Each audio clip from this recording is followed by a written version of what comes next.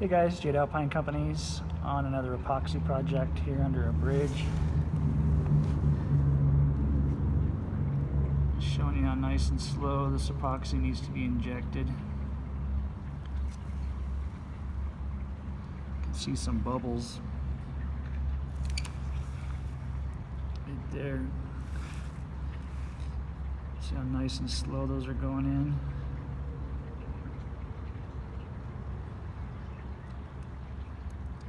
That's a good rate of flow.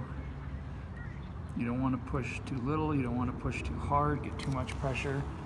You can blow this port right off the wall, and then you can blow your epoxy out the back.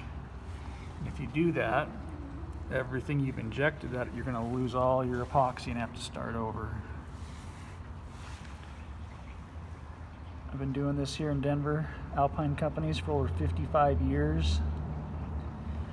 You can follow this project as well as 2,000 others on our website, www.alpinecompanies.com. Click on our YouTube link and you can watch over 2,000 videos. Thanks for watching, Jade Alpine. See you guys on the next video.